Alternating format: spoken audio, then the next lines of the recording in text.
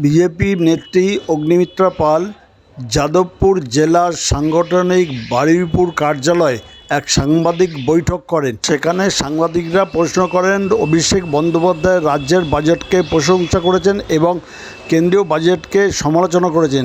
সেই প্রশ্নের উত্তরে তিনি ঠিক কী বলেছেন তা শুনুন।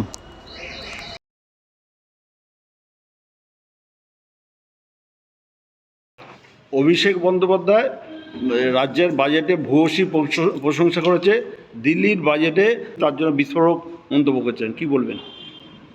অভিষেক বন্দ্যোপাধ্যায় যদি তার মনে হয় যে নির্মলা সীতারামনজি যে হিসেবটা দিয়েছেন, কত লক্ষ কোটি টাকা ইনভেস্টমেন্ট হয়েছে, টাকা এসেছে, টাকা দেওয়া হয়েছে পশ্চিমবঙ্গে, সেটা যদি আমাদের সম্মানীয় অর্থমন্ত্রী মিথ্যে কথা বলে থাকেন, তাহলে একটা জিনিস আছে প্রিভিলেজ বলে, প্রিভিলেজ আনা যায়। অভিষেক ব্যানার্জি, আপনি তো সাংসদ, নির্মলা সীতারামনজি যদি মিথ্যে কথা বলে থাকেন, আপনি প্রিভিলেজ আনলেন না কেন?